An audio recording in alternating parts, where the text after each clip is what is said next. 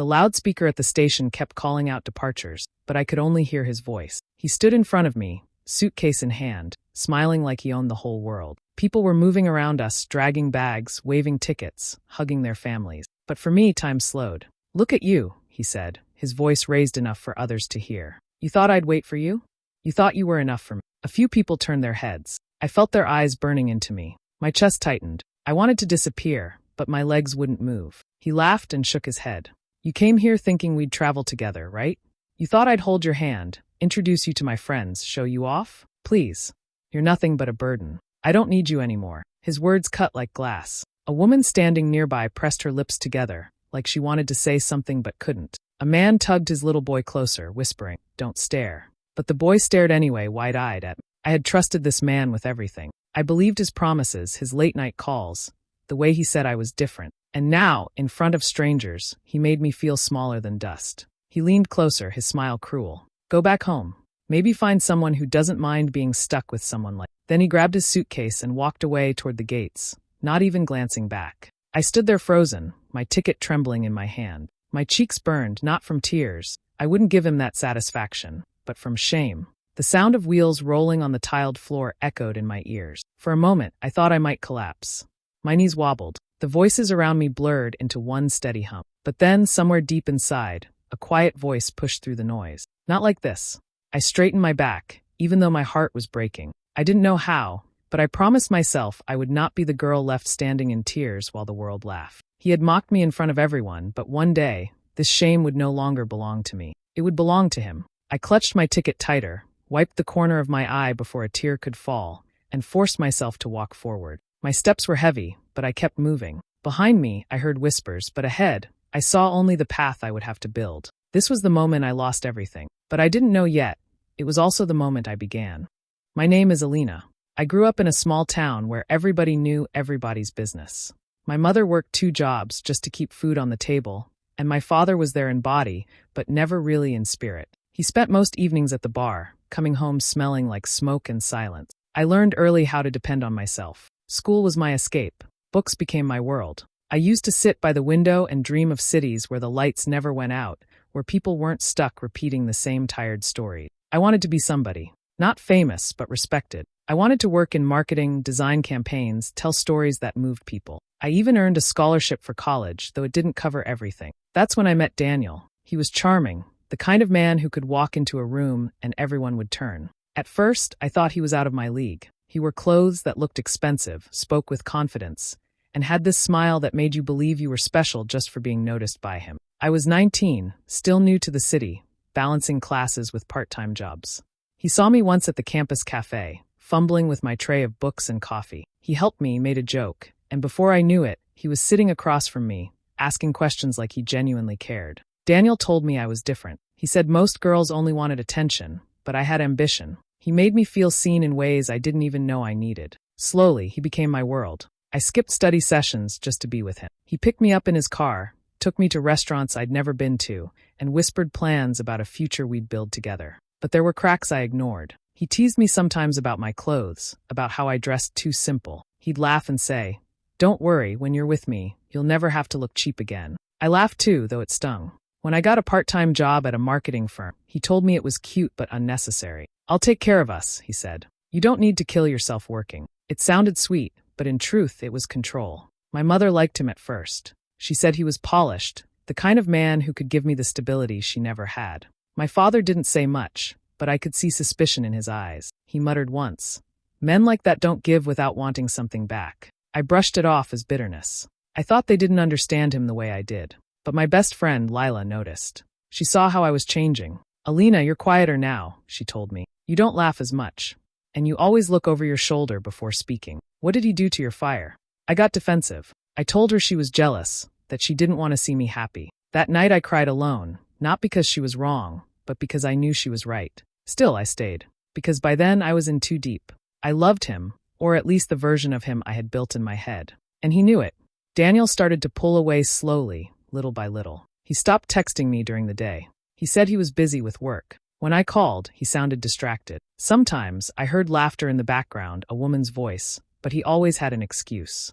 "You don't trust me?" he'd ask, turning it back on me. I learned to keep quiet, afraid of losing him. My family didn't see the whole picture. My mother thought I was lucky. My father avoided the subject altogether. Only Lila kept pressing me to wake up. But I didn't want to. Admitting the truth meant admitting I had built my life around someone who didn't deserve it. That's why the humiliation at the station cut so deep. It wasn't just about him leaving me in front of strangers. It was about the years I had given, the dreams I had shrunk to fit his plans, the friends I had pushed away, the pieces of myself I had lost. When he laughed at me in public, it was as if he was laughing at every hope I had ever carried. But underneath the shame, something else was growing. A fire I hadn't felt in years. He thought he broke me. What he didn't know was that he had only set me free. 2 weeks after the scene at the station, I thought the worst was already behind me. I tried to focus on school and work, but everywhere I turned, there were whispers. People had seen what happened. Someone had even filmed it on their phone, and the clip had spread around campus. The girl who got dumped at the station. That was me now.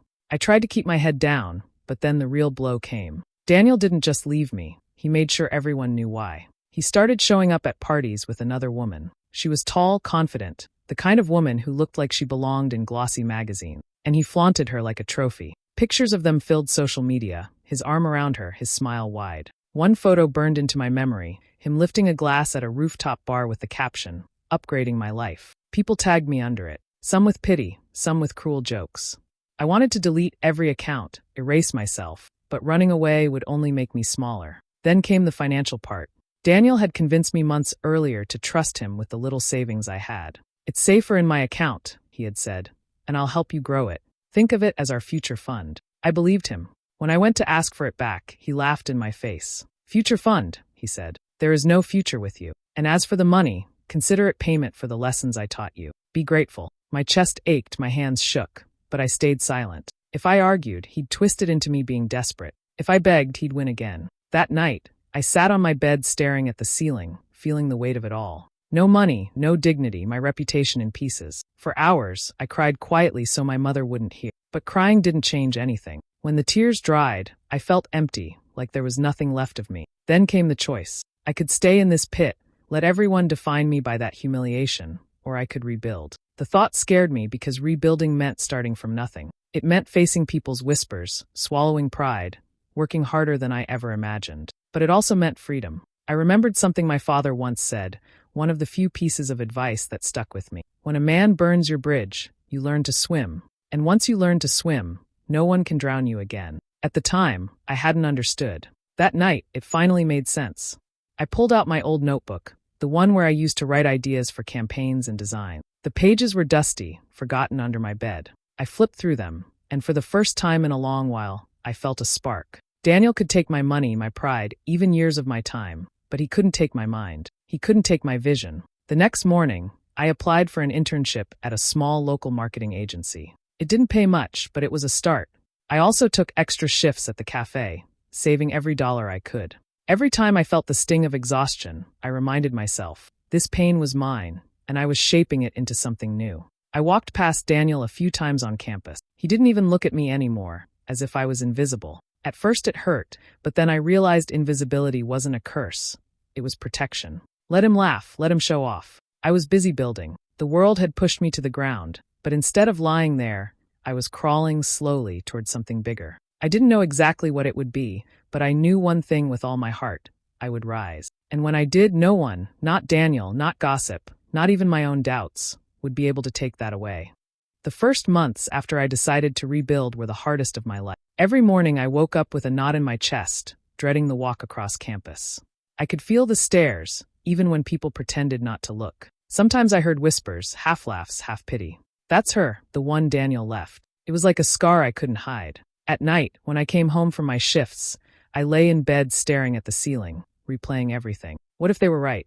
What if I really wasn't good enough for someone like him? What if I never became more than the girl who got dumped in public? The doubts were like shadows, always waiting for the moment I felt weak. Meanwhile, Daniel was everywhere. His new girlfriend posted pictures of their trips, their dinners, their expensive gifts. They looked like the perfect couple, glowing with wealth and charm. Sometimes I caught sight of them at parties or campus events. He always looked straight past me, but there was a flicker in his eyes, like he enjoyed watching me shrink in the corner. His success wasn't just about him. It was a weapon, and I was the target. The hardest part wasn't just strangers whispering. It was the betrayal closer to home. My cousin, who used to call me her role model, started spending time with Daniel's circle. I overheard her telling someone at a family dinner, "Well, maybe Alina should have tried harder. A man like Daniel won't stay if a woman doesn't keep up." My chest burned hearing her words, but I stayed quiet. Even my mother, who once believed in me, began saying things that cut deep. "Daniel seems to be doing so well. Maybe you should have been more patient with him." She didn't know the truth. I couldn't bring myself to tell her everything because I was too ashamed. Only Lila stayed by my side, even when I pushed her away. She'd show up at my door with takeout and say, "Eat. You can't rebuild on an empty stomach." She was the one who reminded me that pain could be fuel. "Every whisper about you is temporary," she said. "But what you build will be permanent. Prove them wrong, Alina. Not for Daniel, for yourself." Those words stayed with me. So I worked. I worked like my life depended on it. The internship at the agency was tough. They gave me the jobs no one else wanted: late-night research, designing mock-ups that never saw the light of day, fetching coffee for clients. But I watched, I listened, and I learned. I studied how campaigns were built, how pitches were made. I kept notes of every detail, like a student studying for the biggest test of her life. At the cafe, I learned patience.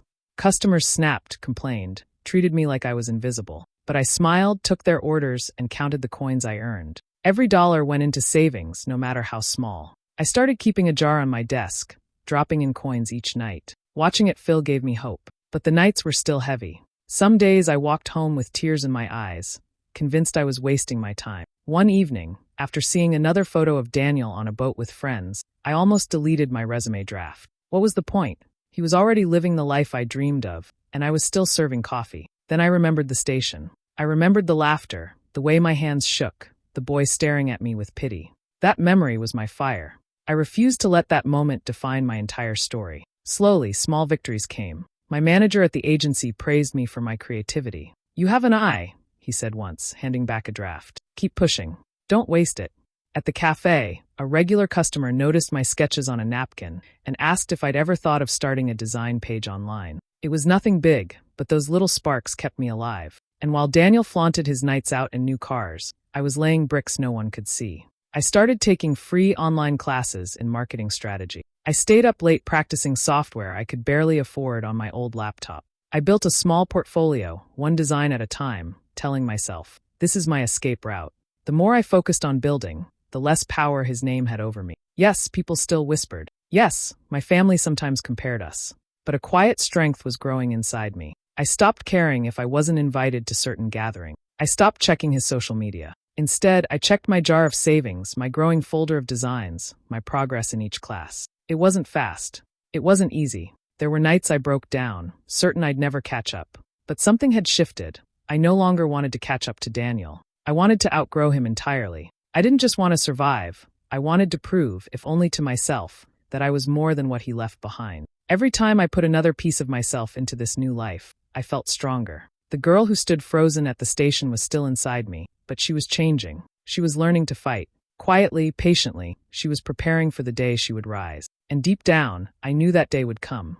Years passed, and the girl who once stood shaking at the station was gone. I had built myself piece by piece, through sleepless nights, endless work, and quiet determination. My designs had grown into a business, and that business had turned into something bigger than I ever dreamed. I traveled for projects, spoke at events, and earned respect that was mine alone, not tied to any man's shadow. On the day I returned, the air felt different. The station looked the same, loud, busy, filled with people rushing to their destinations. But I was no longer the same person walking through its doors. My car pulled up, and for the first time in my life, it wasn't a taxi or bus.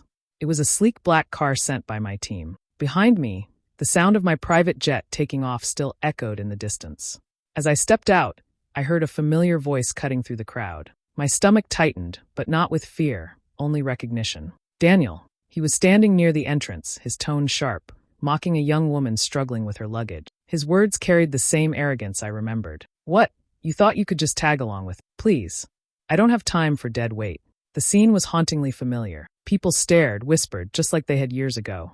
The girl's eyes filled with tears, her hands shaking as she clutched her bag. For a second, it was like looking at my younger self. Then his gaze shifted. He noticed the commotion near the curb. He saw me. For the first time in years, our eyes met.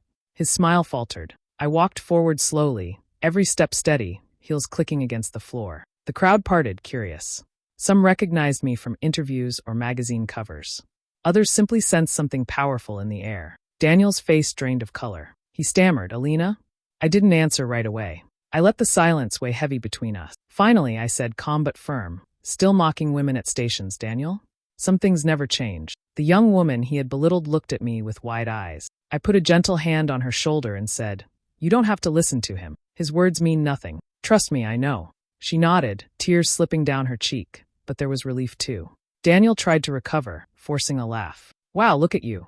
All dressed up, making an entrance. What is this, some kind of show?" I smiled, but there was no warmth in it. "No show. Just life. The life I built while you were busy tearing people down." People around us started murmuring. Some even took out their phones. Daniel's confidence wavered. He looked around nervously, realizing the attention wasn't in his favor this time. He stepped closer, lowering his voice. "Listen, Alina, we were young back then. I made mistakes. Maybe we could." I cut him off. "No, you didn't just make mistakes. You enjoyed breaking me. You wanted me small so you could feel big. But I didn't stay small. I grew. And now, you're the one standing there, repeating the same old cruelty, while I've moved far beyond you." The crowd was silent, hanging on every word. Daniel's jaw tightened. He tried to smirk, but it collapsed under the weight of the moment. I turned slightly, ready to leave, but then I looked back one last time. "You once told me I was nothing. Look at me now, Daniel. I became everything you said I couldn't. And the best part, I did it without you." With that, I walked away. The girl he had mocked hurried after me, leaving him standing alone. Whispers filled the air, but this time, they weren't about my shame. They were about his downfall. As I stepped into the car waiting for me, I didn't feel anger or the need for revenge anymore. I just felt free. He was no longer my story. I had written a new one, and it was mine.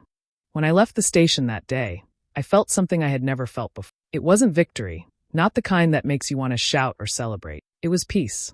For years, I had carried the weight of Daniel's words, the shame of that first humiliation. But facing him again showed me the truth. I didn't need revenge. I didn't need him to admit he was wrong. I had already won by becoming someone I could respect. At home, things began to change too.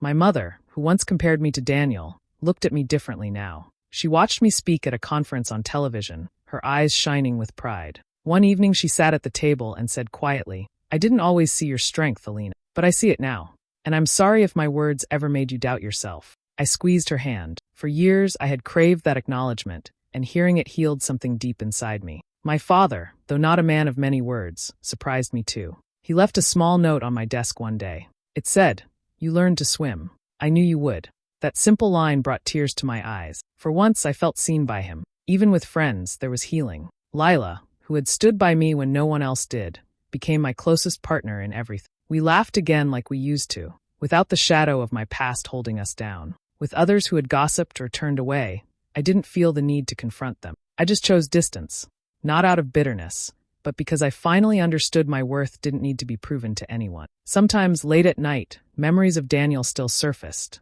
The station, the whispers, the tears I once shed. But instead of pain, those memories now gave me strength. They reminded me of the girl who refused to stay broken, the girl who built herself from nothing. I whispered to her often, "We made it. You're safe now." I didn't forgive Daniel in words. Forgiveness, for me, was simply refusing to let him own any part of my life anymore. He had been a chapter, not the whole book. By walking away that day without anger, I had already released him. My greatest joy came not from the money I earned, the recognition, or even the freedom to travel. It came from looking in the mirror and liking the woman staring back. Strong, independent, scarred but unashamed of those scars. I realized I wasn't stronger because I had beaten him. I was stronger because I had chosen myself. That was the real victory. And with that understanding, I stepped into the next part of my life, not as the girl mocked at the station, but as the woman who rose from it. 1 month after the station scene, I found myself traveling again. This time, I was not the girl holding back tears with a crumpled ticket in her hand. I was boarding a plane with my head high, my team walking beside me, and my name printed on the event banners waiting at our destination. As I stood in line at the airport, I caught my reflection in the glass. For a moment, I saw her again, the younger me, frozen in shame, trying to hide from the world. I almost reached out, as if to comfort her. But then I smiled. She didn't need saving anymore. She had already survived. I thought about Daniel, not with anger, not even with sadness, just with clarity. He had mocked me, tried to shrink me, but in doing so, he had lit the fire that carried me here. I didn't need his apology. I didn't need him to see me now. My life itself was the answer. When the boarding call echoed through the speakers, I picked up my bag. A woman nearby was struggling with hers, looking flustered under the stares of strangers. I helped her lift it, steady and calm. She whispered thank you, relief in her eyes. I leaned close and said softly, "Don't let anyone tell you you're less than you are. One day, they'll wish they hadn't." As I walked down the jet bridge, those words hung in the air like a promise, not just to her but to every woman who had ever been mocked, shamed, or left behind. The engines roared, the ground pulled away, and I felt the final piece of weight leave my chest. The girl at the station was gone. The woman in her place had only one truth left to say, carried quietly in her heart. "You tried to bury me, but all you did was plant me." Hey besties, thanks for watching till the end of this emotional story. Imagine being mocked in public by the one you trusted most, only to rise years later stronger, successful, and free. Sometimes heartbreak is the very fire that builds our strength. If this touched you, don't forget to like, share, drop a comment, and of course, subscribe for more powerful stories. See you in the next one. Bye!